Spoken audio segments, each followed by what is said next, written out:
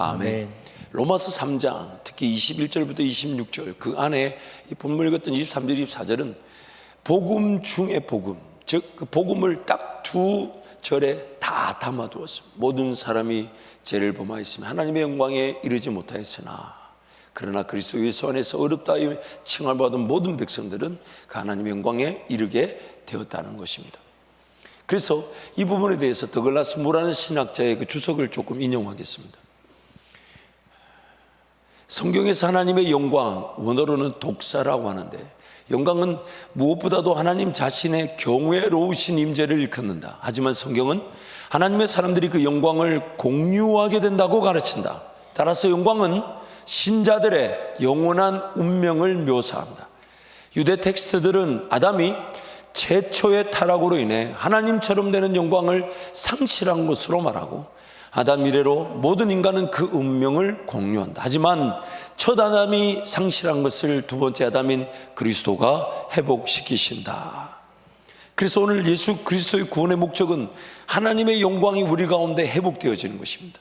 그래서 하나님과 마치 그리스도와 연합되었을 때 그 하나님의 영광에 우리도 참여하게 되고 영광을 공유하게 된다라고 말하죠.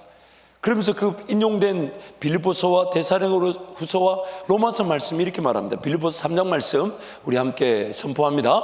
그러나 우리의 시민권은 하늘에 있는지라 거기로부터 구원하는 자 곧 주 예수 그리스도를 기다리노니 그는 만물을 자기에게 복종하게 하실 수 있는 자의 역사로 우리의 낮은 몸을 자기 영광의 몸의 형체와 같이 변하게 하시리라. 아멘. 그 영광의 궁극적인 결론이 어떻게 되냐면 예수 그리스도가 부활하시고 새 몸을 입으신 것처럼 우리도 재림의 날에 새 몸을 입게 되는 새 몸의 영광을 우리가 반드시 누리게 된다는 거죠.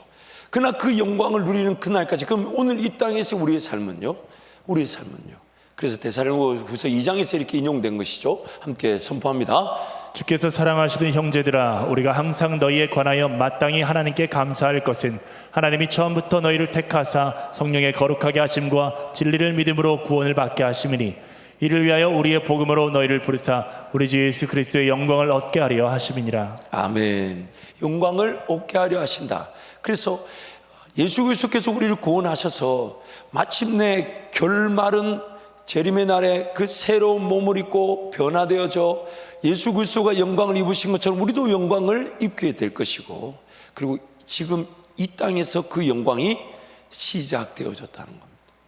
지금 이 땅에서부터 그리스도와 함께 죽고 그리스도와 함께 부활하는 그 은혜, 그리고 그것이 그리스도와 연합됨으로써 그리스도가 영광을 받으신 것처럼 우리도 그 영광을 맛보게 되는 것이죠. 그래서 그 영광을 로마서 8장 말씀에 이렇게 말하는 것이죠. 우리가 잘 아는 말씀인데 함께 선포합니다. 자녀이면 또한 상속자 곧 하나님의 상속자요 그리스도와 함께한 상속자니 우리가 그와 함께 영광을 받기 위하여 고난도 함께 받아야 할 것이니라. 생각하건대 현재의 고난은 장차 우리에게 나타날 영광과 비교할 수 없도다. 피조물이 고대하는 바는 하나님의 아들들이 나타나는 것이니 피조물이 허무한데 굴복하는 것은 자기 뜻이 아니요 오직 굴복하게 하시는 이로 말미암음이라. 그 바라는 것은 피조물도 썩어짐의 종로릇 한 데서 해방되어 하나님의 자녀들의 영광의 자유에 이르는 것이니라. 아멘. 죄를 범하여서 하나님의 영광에 이르지 못하였다라는 뜻은 방금 읽었던 로마서 8장 21절에 이렇게 말합니다. 하나님의 영광의 자유에 이르지 못한 것입니다. 그러면 하나님의 영광의 자유, 즉 영광에 이른다, 영광의 자유에 이른다는 말은 뭔 말인가? 이런 것이죠. 여러분, 하나님 그분이 안 믿어지니까 지금 이 문제가 해결되지 않으면 당장 인생이 끝날 것처럼 여깁니다. 그러나 주님은 끊임없이 우리에게 주시는 답은 일률적이고 하나밖에 없습니다. 그 답이 뭐냐면 내가 너를 버리지 않는다. 내가 너와 함께한다. 두려워하지 마라. 놀라지 마라. 아무것도 걱정하지 마라. 그런데 우리가 죄성으로 말미암아 그 하나님 예수님이 우리와 영원히 함께 하신다는 그 임재가 안 믿어지는 거예요. 안 받아들여지는 거예요. 심지어 머리로는 아는데 그것이 머리로만 알지만 막상 문제 앞에서 떱니다. 하나님의 영광의 자유에 이르지를 못하는 거예요. 하나님 그분의 영광 안에 자꾸 들어가게 되면요, 잊지 마세요. 하나님의 영광이라고 표현한 말 그 자체가 이미 우리에게 결론으로 제시하는 것입니다. 그게 뭐냐면 하나님은 더 이상 뭘 필요로 하시는 분이 아니라 영광을 다 영광을 다 받으셨습니다. 누구를 통해서요? 누구를 통해서요? 예수 그리스도를 통해서. 더 뭘 필요로 하시지 않습니다. 그래서 하나님은 이미 그분이 홀로 영광을 다 받으셨습니다. 그리고 이제 우리가 그분의 자녀가 되었어요. 그래서 이제 자녀인 우리가 아버지 하나님의 그 영광에 참여할 수 있게 됐는데, 그래서 그 영광에 참여하게 되면 우리가 자유하게 됩니다. 한번 예를 들어 볼게요. 여러분, 뭔가 오늘 여러분 가져온 문제가 있을 거예요. 그 문제를 놓고 기도하잖아요. 그런데 오늘 이 밤에 성령 하나님이 여러분에게 임재하셔서 성령 하나님이 나와 함께하고 계시는구나 라고 믿어진다면, 과연 그 문제의 기도 제목이 문제의 기도 제목으로 남아있을까요? 남아있을까요? 여러분 지금 가지고 있는 기도 제목을 한번 떠올려 봐 주십시오. 그것이 정말 내가 하나님이 나와 함께 하심이 믿어진다면, 그 기도 제목, 물론 그것이 어떤 과정 속에 해결되어져야 될 하나님의 은혜가 나타날 기회임에는 분명하지만, 그러나 하나님의 궁극적인 목적은 뭘까요? 그분이 믿어지는 거죠. 심지어 문제가 해결되지 않고 어려움이 해결되지 않아도, 심지어 요한계시록 말씀처럼 핍박을 당하고 박해를 당하여 내 육신이 죽임을 당한다 할지라도, 죽임을 당한다 할지라도 내 영혼은 예수 보좌 그 공간에서 안전합니다. 안전합니다. 영광의 자유에 이르는 것입니다. 그 어떤 것에도 얽매이지 않습니다. 그 어떤 것에도 사로잡히지 않습니다. 그래서 그 하나님이 믿어지는 거죠. 그것이 바로 우리 모든 피조물이 영광의 자유에 이르게 되는 것이죠. 그 영광의 자유에 이르게 되면 이렇게 이거 없으면 당장 죽을 것 같고, 그래서 지금 어쩔 수 없이 이렇게 일을 해서 말씀 생활 좀 소홀히 하고 기도 생활 좀 소홀히 하고 예배를 못 드릴 수 있지 않냐. 즉 내가 자유하지 못하는 거죠. 하나님이 지으신 세상에 하나님 그분은 손에 붙들려서 하나님 그분을 예배하기 위해 지음을 받았는데, 그래서 우리에게 뭔가 요구하시는 게 없어요. 뭘 달라고 하지 않아요. 왜? 하나님이 다 만들어 놓으신 거잖아요. 금이든 은이든 동이든. 너 열심히 돈 벌어서 와라라고 얘기하시는 분이 아니에요. 그냥 있는 모습 그대로 너 괜찮다. 그래서 나의 삶의 목적은, 태어남의 목적, 제 가운데 타락해서도 나를 구원하신 목적, 또한 저 천국에 가서의 목적은 한 가지밖에 없어요. 하나님을 영원히 기뻐하는 것, 즐거워하는 것, 예배. 근데 그 예배가 안 돼요. 예배가 안 된다는 일은 자유하지 못하는 거죠. 왜 자유하지 못할까요? 하나님을 그만큼 믿지를 못하는 겁니다. 즉 그 영광의 자유에 이르죠. 하나님입니다. 영광을 받으셨는데, 하나님을 뭘 불필요하거나 뭘 필요하신 것이나 그런 것에 제약을 받지 않으시는데, 그리고 나를 그 제약을 받지 않으시고 아무것도 필요로 하지 않으시는 하나님의 자녀로 삼아 주셨는데, 내가 그 자녀로서 자유에 이르지 못하는 거예요. 그래서 우리는 점점 그 하나님을 알아가려고 하는 겁니다. 하나님을 경험하고 하나님을 기뻐하고, 그럼 점점점 성숙해져 가듯 하나님 그분께로 달려가면 환한 빛 가운데로 들어가는 거죠. 그래서 옛날에 어둠에 있을 때는 그 어둠의 일로 인하여 걱정하고 근심했지만, 이제 빛 가운데 가면, 근데 참 신기해요. 어둠에 있을 때나 빛 가운데 있을 때나 우리의 영적 상태는 똑같습니다. 아무것도 보이지가 않아요. 어두울 때는 어두워서 안 보여서 헤맸지만, 빛 가운데 있을 때는 여러분 빛이 내 눈 안에 꽉 들어와 보세요. 어둠이 전혀 없는 빛 가운데 있다고 생각해 보세요. 보여요, 안 보여요? 안 보여요. 거기서도 믿음으로 살아야 돼요. 거기서도 하나님만을 바라봐야 돼요. 근데 하나님 그분이 더 믿어지고, 하나님 그분이 나와 함께 심히 즐겁고, 하나님 그분이 어차피 이 문제도 하나님 해결해 주시고 해결해 주지 않아도 나는 하나님을 예배해야 되니까. 그게 신앙의 제일 갈등 아니에요? 여러분 안고 있는 문제 해결되지 않으면 신앙생활 접을 겁니까? 여러분 지금 가지고 있는 기도 제목이 풀리지 않으면 신앙생활 내려놓을 거예요?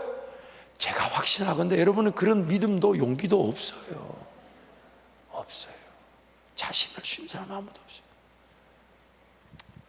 제가 이제 어떤 한 가정의 상담을, 우리 교회는 아니신데 상담을 하는데, 제가 경험했던 그 DTS 훈련까지, 그래서 경제적으로 뭐 비즈니스 이런 게 너무 잘 되고 있는데 다 좋은데 영적인 갈급함이 해소되지 않아서 고등학교 2학년짜리 아들, 그리고 밑에 딸 둘이, 고등학교 2학년짜리 아들, 그리고 밑에 딸 둘이, 그러니까 그 고등학교 2학년짜리 애들을 데리고 하와이 훈련받으러 간다는 거 쉽지 않잖아요.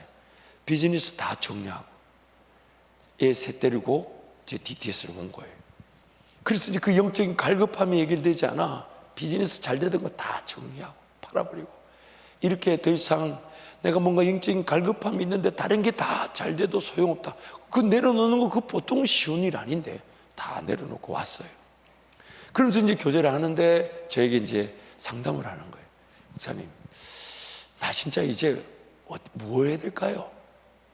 물론 그분은 의사셨어요. 자기 면허증이 있어서 다시 돌아가서 다시 뭐 취직을 하든 병원을 개업하든 할 수 있는데, 이제 그 한 걸음도 쉽게 결정하고 싶지가 않은 거예요. 왜냐하면 그 공허함을 아니까. 돈을 벌 만큼 벌어봤지만, 그 정말 세상에서 누릴 거 다 누려봤지만 영적인, 그렇다고 신앙이 없었던 것도 아니에요. 신앙생활 안 나가지만 그 공허함을 해결하지 못해서 고등학교 2학년짜리 아들 데리고 밑에 딸 둘이, 그래 가족들 그냥 병원 다 접어버리고 그리고 왔어요. 그저 묻는 거예요. 그래서 이제 교제를 하면서 제가 제안했죠. 그러면 한번 신학을 공부해 보시는 게 어떠냐.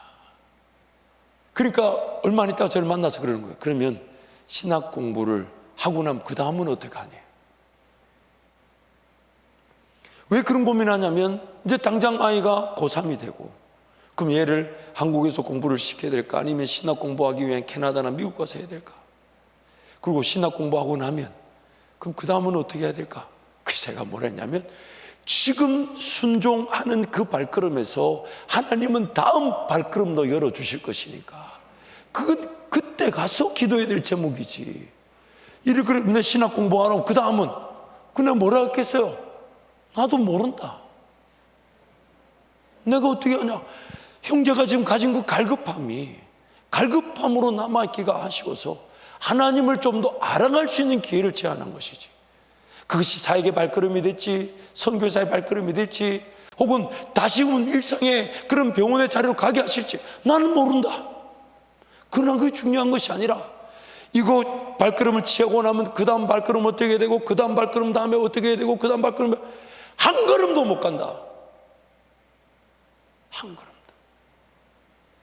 그리고 우리 주님이 너 지금 그 발걸음 순종하고 있기 때문에 그 다음 발걸음은 이거다, 그 다음 일거다 라고 말해 주신 적은 없더라. 말해 주신 적은 없더라. 너 정말 그러하면 나만 믿고 따라오겠냐 해서 한 걸음을 인도하셨지. 그 다음 스텝, 그 다다음 스텝, 그 너머의 스텝에 하나님 뭔가 분명한 답을 가지고 계시지만 나한테 알려주시진 않더라. 지금 그 갈급함으로 정말 하나님과 동행하기를 원한다면 지금 걸어야 될 한 걸음을 놓고 기도해라. 한 걸음을 놓고. 그러나 그 한 걸음이 어제보단 더 깊은 주님과의 동행이 될 것이고, 어제보단 더 놀라운 하나님을 만나게 될 것이다. 만나게 될 것이다.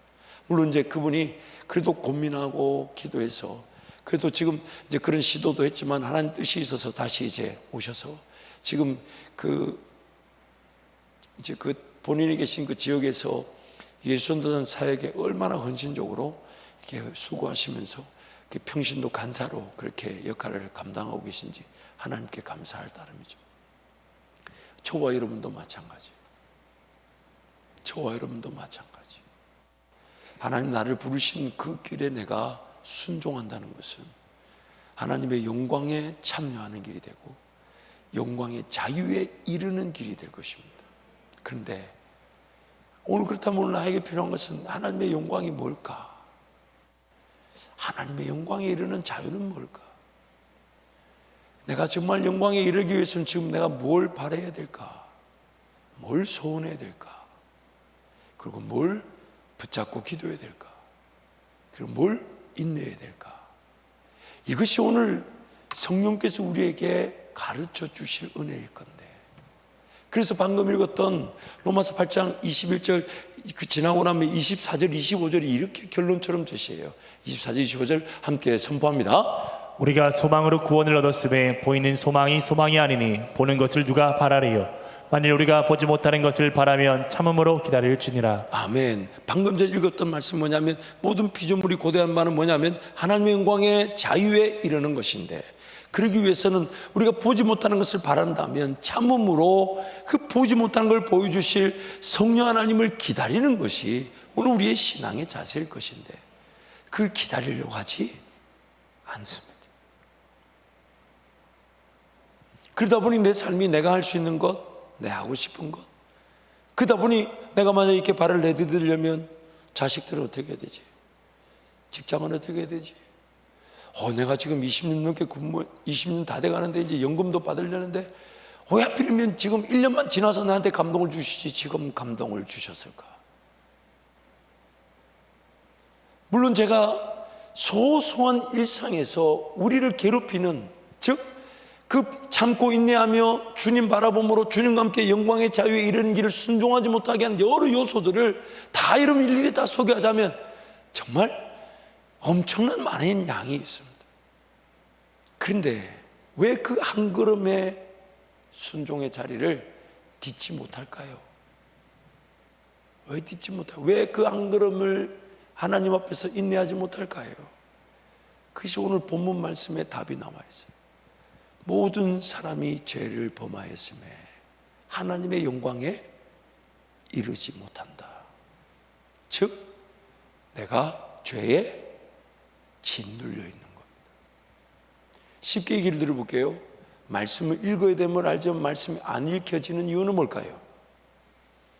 뭐가 날 괴롭히는 걸까요? 뭐가요? 죄가. 기도해야 되는 아는데 기도가 안 돼요. 목사가 그렇게 와달라 그러는데 마음까지 먹었는데 그 다음날 새벽에 7시야.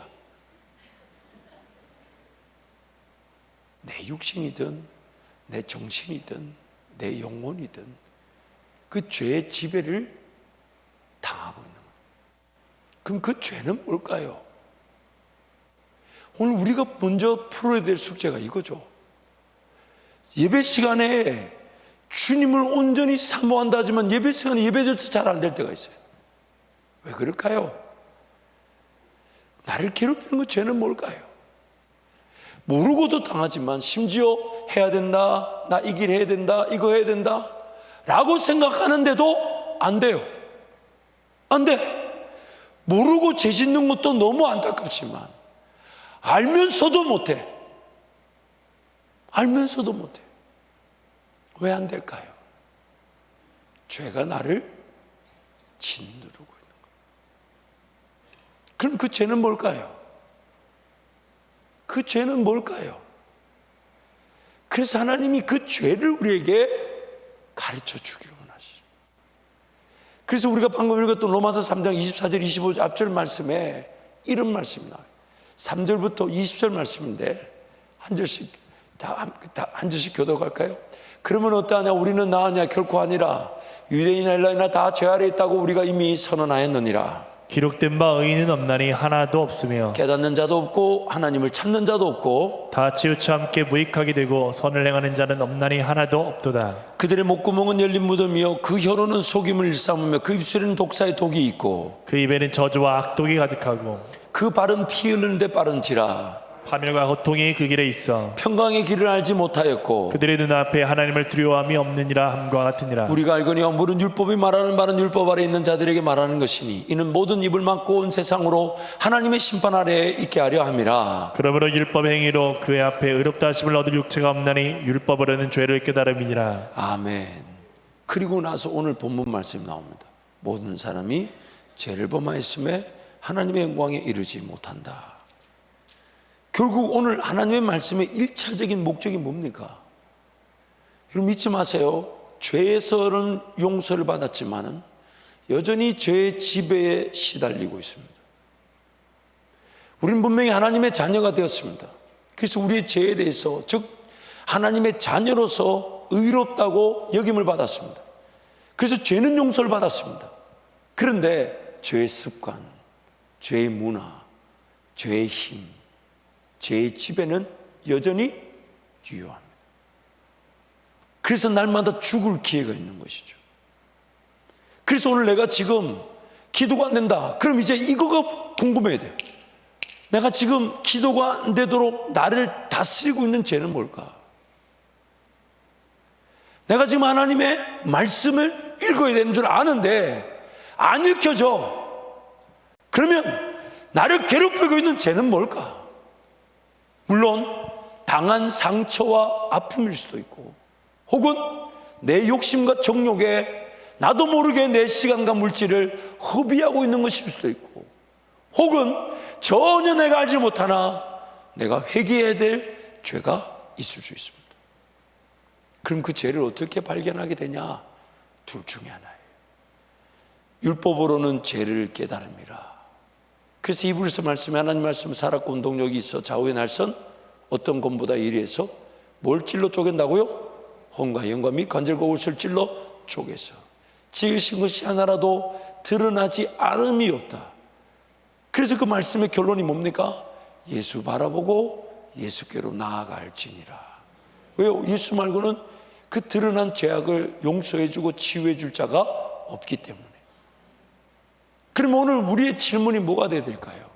내가 기도가 안 되는 거, 그래서 성령 하나님이 나에게 은혜를 주실 때 그 은혜는 반드시 나를 괴롭히고 있는 죄를 발견하게 하는 것. 더 큰 은혜가 마치 능력이, 물질이, 기회가, 가능성이 이런 것만 기도하는 게 아니에요. 나의 그릇됨이 깨끗해야 됩니다. 근데 담겨질 상태가 안 돼. 주면 욕심대로 다 써버리고, 주면 자기 정욕인 줄 모르고 붙들고 살아가요. 결국 그 정욕과 욕심이 하나님 나라 영광도 보지 못하게 할 뿐만 아니라 나의 죄인됨의 상태까지도 관거하게 만듭니다. 그래서 우리 기도가, 내 사모함이 나의 죄인됨을 발견하려는 쪽이 아니라 하나님 더 큰 능력, 나는 변화되지 않아도 하나님이 은혜를 주시면, 하나님이 물질을 주시면, 하나님이 기회를 주시면, 물론 그 기회와 물질이 없지 않습니다. 그러나 하나님의 우선순위는 뭘까요? 평생에 이게 해결되지 않으면요, 평생 내가 쓰임받아야 한다는 것은 꿈이고, 지금 허덕거리며 예배하는 것조차도 쉽지 않게 됩니다. 평생 상황과 환경에 시달립니다. 내 직장 상황이 예배 못해. 내 환경이, 내 사업의 환경이, 지금 내가 이렇게 기도하러 오라 할 때 못 가. 지금 금식하라 할 때 못 가. 주님이 나에게 무엇을 말씀하시든 그것이 나를 위한 것이며, 그때 내가 순종하겠습니다. 그게 자유인데 주님이 말을 못합니다. 일단 내가 원하는 것부터 해결해 줘야 돼요. 당장 여러분 아프리카 선교지 가라면 갈 수 있습니까? 물론 주님이 그렇게 무식하게 보내지는 않으세요. 그러나 뭐든지 말씀하실 수 있다고 해야 되잖아요. 뭐든지. 결국 내가 자유하지 못하니까, 하나님의 영광을 맛보지 못한 채 내 인생을 내가 가둬놓는 거죠. 모든 사람이 죄를 범하였으며 하나님의 영광에 이르지 못하였다. 그래서 항상 지금이 아니라 언젠가는 내 직장 한 20년 일하고 난 다음에 연금이 탁 주어지면 나 그때 선교 간다. 그런 은혜가 없지 않습니다. 그런데 그 20년이란 기준을 한번 기도해 봐야 되지 않을까요? 기도해 봐야 되지 않을까요? 지금 내 삶에, 지금 하나님의 부르심에 그 어떤 것도 오히려 나를 아프리카로 부르신다면 내가 아프리카로 갈 준비가 안 된 건 안타까워하지만 주님이 날 부르셨다면 내 순종해서 가서 언어도 배우고 한번 해보겠습니다. 그게 오늘 우리 믿음의 자세 아닐까요? 만약 주님이 말씀하신다면. 그런데 그게 제약이 걸려 있어. 즉 자유에 이르지 못하는 겁니다. 못하는 겁니다. 그러므로 오늘 우리의 삶의 진정한 목적은 나의 이 죄인됨을 발견하고 그리고 이 죄인을 용서해 주시면서 또한 무엇이 나를 괴롭히고 있는지 말이든 행동이든 표현이든 또한 욕심이든 정욕이든 계획이든 방법이든 그 모든 것들을 발견하기 위해 말씀의 자리로 달려가서 말씀을 주야로 묵상할 때 나를 발견하게 되고 히브리서 말씀에 그런 찔러 쪼김을 당하는 그 낭자한 마음으로 하나님 은혜를 구하게 되겠죠. 그때 예수님이 날 보듬어 주시면서 그 보듬어 주신 자리가 성령 충만의 자리가 되게 하시고 거기서부터 죄를 이길 수 있는 길이 인도되어질 텐데 그런 은혜에 대해서는 사모하지 않고 자꾸 뭘 채워달라 그래, 뭘 이루어달라 그래, 뭘 도와달라기만 하라 그래. 물론 도와주실 때가 있어요. 왜냐하면 안 도와주면 당장에 그 인생이 망하고 죽어 끝이 날 위기에 있다면 하나님이 반드시 그 영혼을 붙들어 주셔야 되니까 도와주실 때가 있지만 그러나 아버지 하나님의 마음은 어떠실까요? 아버지 하나님의 마음, 그 궁극적인 영광에 이르러서 뭘 해결되든 안 되든 하나님이 다 영광을 받으셔서 예배를 받으시기에 합당하시니 내 인생에 제약이 있고 제한이 있고 어려움이 있어도 나는 하나님을 예배하는 자. 그래서 이제 그것이 잘 안 되면 당장에 내려놓을 만한 용기가 없고 믿음이 없다면 그 예배를 목표로 두고 직장도 바꾸어 주세요, 사업도 바꾸어 주세요, 아니면 내 있는 직장에서 하나님 상황과 환경을 바꾸어 주세요. 그냥 상황과 환경에 질질 끌려가고 싶지 않습니다. 그게 우리의 신앙이죠. 그게 도전이죠. 그걸 하나님이 매우 기뻐하시는 건데 그건 내버려 둔 채 문제가 생길 때마다 해결해 달라, 어려움이 생길 때마다 해결해 달라, 그 뒷수습만 해결해 되니 어떤 건 해결이 되고 어떤 건 해결이 안 되죠. 왜? 자꾸만 문제만 일으키는 길로 갈 거니까 해결해 줘야 되겠어요, 안 줘야 되겠어요?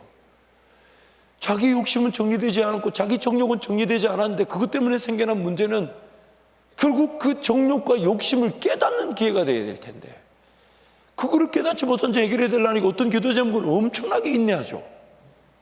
아니 인내 안 해보셨나? 왜 대답하기 싫어요? 여러분 이거 하나님 앞에 솔직하게 내려놔야 돼요. 그래서 하나님 인내하게 하신 목적이 뭡니까? 지금 이 기도 제목을 해결해 주지 않으신 목적이 뭡니까? 뭐가 먼저 정리되어야 됩니까? 뭐가 처리되어야 됩니까? 난 기도하고 싶은데 기도가 안 돼요. 난 말씀 읽고 싶은데 말씀이 안 들려요. 뭐가 나를 괴롭히고 있는 겁니까? 뭐가 나를 짓누르고 있는 겁니까? 근데 그 죄를 말씀의 자리가 아니면 어디서 깨닫게 되냐면요, 기어이 쓰러지고 넘어져 죄 짓는 자리에서 발견하게 됩니다. 그게 우리 인생이었어요. 그게 우리 인생이었어요.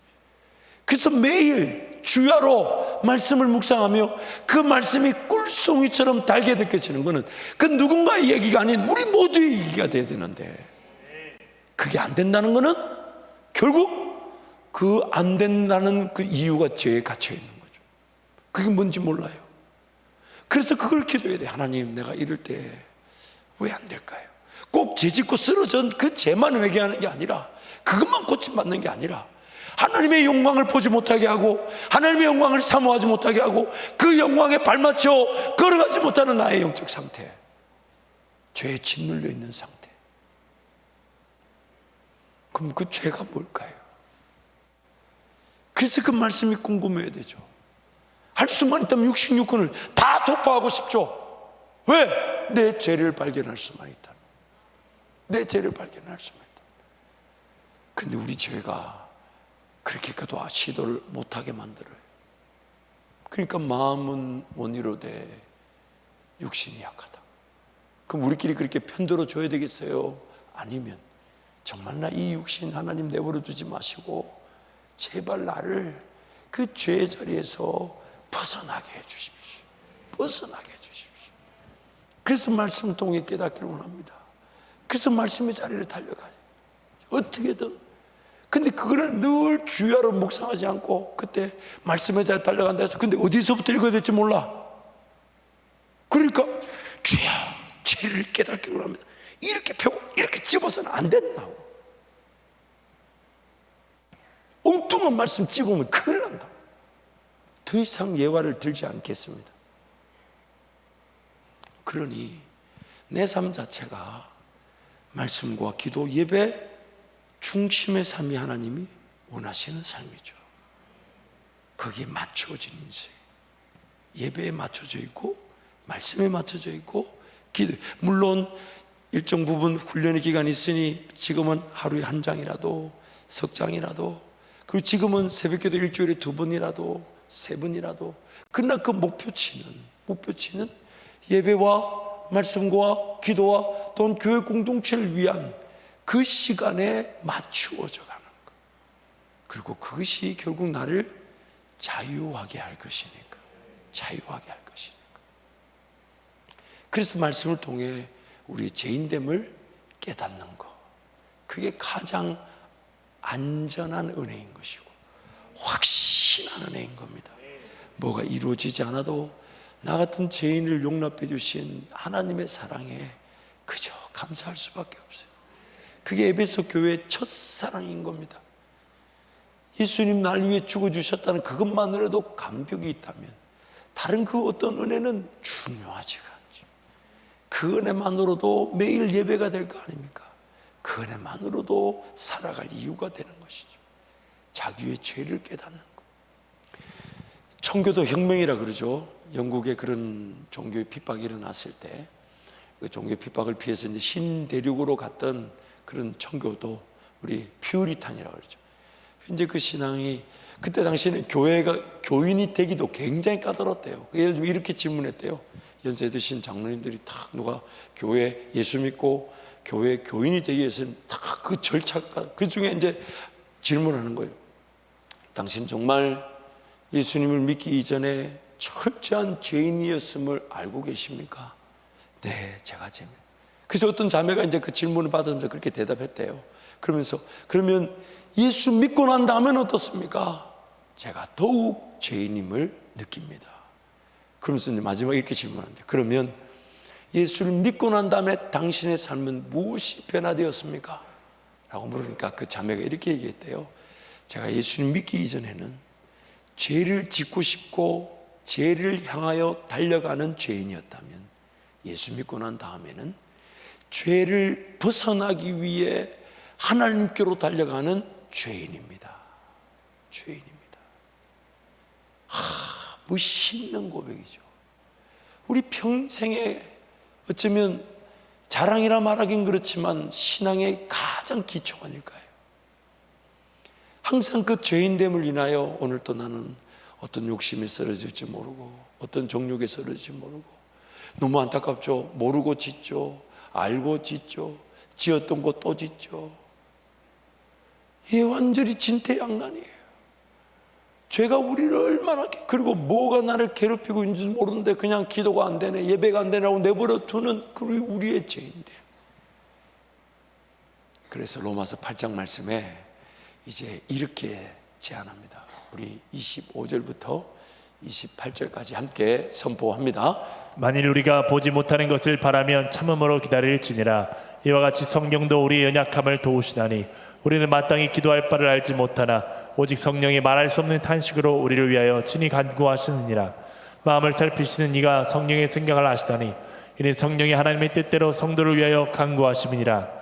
우리가 알거니와 하나님을 사랑하는 자 곧 그의 뜻대로 부르심을 입은 자들에게는 모든 것이 합력하여 선을 이루느니라. 아멘. 우리는 뭐가 죄인지, 뭐를 기도해야 될지, 뭐를 간구해야 될지 모르지만 누가 도우신다고요?